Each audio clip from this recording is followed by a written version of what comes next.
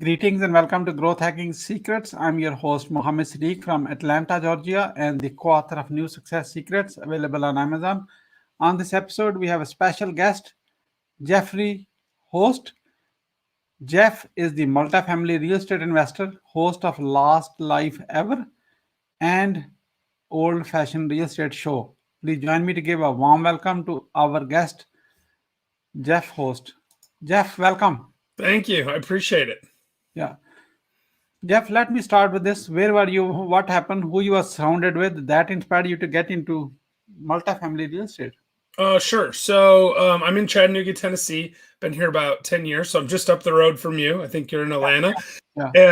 And I got sick. I was a bankruptcy attorney before I got into real estate investing. I had leukemia. I thought I was going to die. And I thought I need to do something that will produce income, even if I'm not around, because I want to take care of my family. So that's why I got into real estate originally. And then I moved to multifamily 2 years ago, 3 years, I guess 4 years ago now. Mm-hmm. Okay. Oh, this is good. So you are a bankruptcy attorney? I was, yeah. So you were like a former practicing attorney, huh? Yeah, that's right. I always say recovering attorney because it wasn't something I should have been doing. I did it because I thought I would make money. And I think you should do things that you love. You shouldn't do things just because they make money. Oh, okay. So that means 3 years after in a school and a law degree and grants of loans, blah, blah, blah. So all that after I figure out this is not for me. What went wrong somewhere, Yeah, I mean, listen, I practiced law for about 5 years and I did okay. I mean, this is like 2006, 7, 8, 9, and doing bankruptcies in 2008, 9, and 10. There was a lot of them. So there was quite a bit of opportunity. And if I hadn't gotten sick, I'd probably still would have done it. But when I got sick, I went, wow, life's really short. Mm-hmm. You should do things that you love. So that's why I started doing other stuff. Wonderful. This is good. So, Jeff, based on your hell lot of experience into a multifamily, how many doors you kind of manage right now and active passive combined? Yeah, about 350, somewhere around there between active and passive combined, and most of it's active. About 100 doors of passive.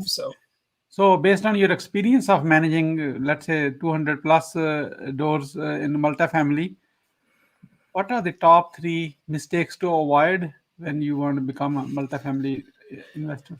Yeah, I mean, don't try to massage the numbers. That's number one. A lot of people, they try to make a deal work and they overpay because they're just excited about the idea. That's not a great strategy. The second one is make sure you comply with all the laws. A lot of people get messed up on this. Tenant screening, they say, oh, I only want, certain people in there. That's a big no-no. You don't want to do that. You'll get yourself in a lot of trouble really fast that way. And then the other thing is, don't be afraid to turn tenants over. If you've got a tenant that's not paying or not doing, maybe they're violating the rules for your property, you've got to just move forward. Pull the Band-Aid off and move forward. Pull the Band-Aid and move forward. So don't go on empathy and like emotions and everything. You got to run it like a business. That's the biggest thing. I mean, it's a business. How do you do it in this interesting times we are living in last 12 months? Yeah, it's trickier now. So a lot of our real estate, we have government subsidized tenants. So I have properties in Michigan that are mostly subsidized. And then we have properties in Chattanooga.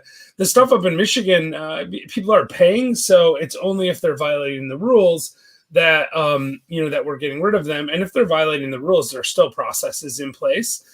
There was a short period of time where they weren't doing any evictions. Right now, they're just not doing them for non-payment in most areas.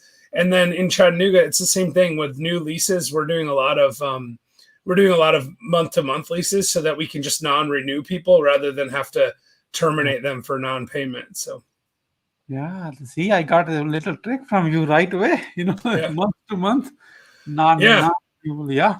Yeah, and I would love to be able to give people, year-long leases again. But right now, until we know what's happening with this virus, I think it's smart to give yourself some options. Wonderful. This is good. That's called business mind. So, Jeff, what is your greatest failure in multifamily real estate? What did you learn from it, and how did you recover from it? Well, the biggest failure was just not starting soon enough. I knew it was a good idea, and I just didn't do it until 2017. But if you want to talk about like an actual mistake, the biggest mistake we made is one of the first buildings we bought was a 32-unit building, and we got a non-recourse loan on it. So that was great. But we got excited about not having to personally guarantee the loan and didn't really understand the terms. So now we're stuck with a loan that's because rates have come down, that's above, market interest. Lots of equity tied up in the building, and we can't refinance because there's really big prepayment penalties. So what I learned from that is make sure you understand the terms of the loan that you're doing. In fact, I did a whole episode for my show on that exact topic because I was like, people need to know this, what loan terms are important and how you should be thinking about them. So like you always ask, any prepay? That's a straight question. Yeah.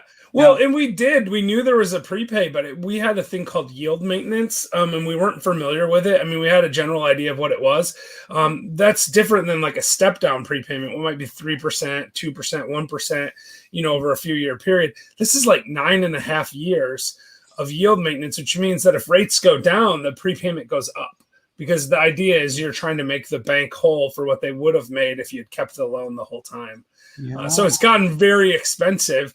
Our rate on that loan it's not terrible. It's like a 4.5% rate, but now we could refinance it below 3, and that extra 1.5 on a pretty large balance would be an expensive prepayment penalty.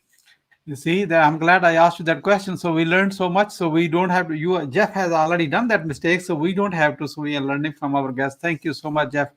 Appreciate it. Let's just switch the side. Let's get on a success side. So what are your top 3 success secrets? Before you share it, don't be stingy and give us your best ones, okay? Okay, fair enough. All right, so forced appreciation is where you make all your money in real estate. So that means if you buy something that has upside in rents and you can control the cost, you're going to get a lot more equity really, really fast. So the trick, I think, is buy stuff that the rents are below market, fix it up, get the rents to market, then refinance it, get all of your cash back out. We've done that several times now where we've put in $150,000, $200,000, $500,000, and then somewhere between 1 year and 2 years, we've been able to refinance, take all that cash back out, and keep the asset, and then you can use that down payment money for the next property. So if you can find properties where there's a lot of upside in rent, that's the kind of property you want to buy. Okay, that's a 1. Yeah, that's 1. Oh yeah, I got to do 3. That's the best one, I promise. And listen, when you're analyzing, it's sort of related to the first one. When you're analyzing multifamily real estate and whether you want to do an upgrade or maybe you want to add laundry or something like that, the trick is really to understand what the effect on the net operating income is going to be and what the cost is. If you know the capitalization rate for that market, you can just do a math problem.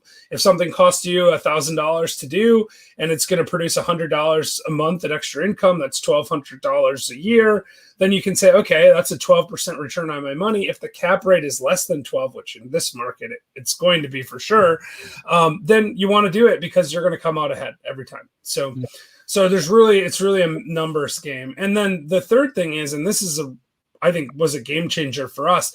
That is, even if you don't buy a deal, if you've analyzed it, keep the numbers. And then after the fact, look at what it sold for and see how close it was to what you thought it was worth. So, when you're looking at the deal, you can say, hey, you know what? This person paid more than I thought. Why did they pay more? And try to figure it out. Or they paid less than I thought that I would have been willing to pay. Why didn't I buy that then? Right? Like, how did I miss that deal? Because sometimes, if you keep those scorecards, you can get it's about forming a mental model for that market. So the more times you have data points and the better you track those, the better you're going to do at predicting prices and figuring out what you're willing to pay for the next deal. Jeff, this is a very unique, the last one, which I just learned from you after a long time from someone. It's like you learn from your potential losses. Yeah, and you have to. I mean, actually, you should do this in everything in your life, right? You should always look back and say, well, what if I had done this differently? How would it have turned out? Because you sometimes in retrospect can see things that you couldn't see at the time. And that's where all the learning takes place. And it's incrementally making you a better person and a better investor. Jeff, you're not as good as you think. You are better. I can tell you for sure. Oh, thank you. I appreciate that. Jeff, how the growth hacking secrets community people are watching this now can support you? Yeah, I mean, I'd love it if people go to my website, oldfashionedrealestate.com. You can find out more about us there. They can also go over to YouTube and check out our show. It's just Old Fashioned Real Estate on YouTube. And we do one episode every 2 weeks. So it's 15 minutes long. And what we do on the show is we actually sit down and have a bourbon old fashioned and talk about a topic. So like I said, we did one on loan terms, and it was just myself and my partner drinking bourbon and talking about loans. And we try to do one of those topics almost, like I said, a couple times a month. And we feel like if you subscribe, that's even better, because we're trying to get to 1,000 subscribers and we have like 970 or something. So just a couple more and we'll be there. Okay. fashionedrealestate.com. Yep. Okay. And also check on YouTube. Go ahead and give a love of subscribe and the bell button. Okay. So that way you can keep learning from it. Look at how much you are watching this now. I learned it. I have no idea we are watching this. You learned it or not. I am so greedy about knowledge. Okay. Seeing publicly. Thank you, Jeff. I really appreciate it. oldfashionedrealestate.com, and check it out. Don't forget to subscribe. I'm saying it very forcefully, because when someone is helping you and they're asking for help, just do it. That's it. Okay. Don't ask anything back. So, Jeff, anything else you like to share which I didn't really ask? That's a bonus question. Oh, sure. Yeah. So I think that the most interesting thing about me is that I gave up bad days when I was 17. So 25 years, I'm 42 now. So 25 years with no bad days, in spite of getting sick and thinking I was going to die and all this other bad stuff that happened. I just chose to have good days, and you can do it too. So I think it's really important for people to just make that choice, look for positive, because, good and bad stuff happens to everyone every day. Mm-hmm. If you focus on the good, then, you can minimize the negative. Then your life's just much more happy and full of joy, and that makes everything better. Mm-hmm. Wonderful. Wonderful. As we are about to wrap up, Jeff, I like to ask your feedback as being a guest on the show. Sure. What would you say about your today's guest experience on a Growth Hacking Secrets show? Oh, it's great, because what you do with Growth Hacking Secrets is you first give people a heads up as to what to expect, and so it's not a surprise, and then it's really clear and concise, and you really get to the point. It makes for an excellent show. Thank you so much for your kind words. Really appreciate it. Jeff, what would you say as a final word? Just don't wait to do those things that are important to you in life. Don't wait to do important things. Yeah. Well, what I mean to say is life is really short, and if you wait for someday, it might never come. So you should make someday today. Make a someday today. Thank you so much. Really appreciate Jeff Holst for sharing your wisdom with us today on the behalf of Growth Hacking Secrets community and our entire team. We really appreciate you. This is Mohammed Siddique signing off from Atlanta, Georgia. Until the next episode, all good wishes.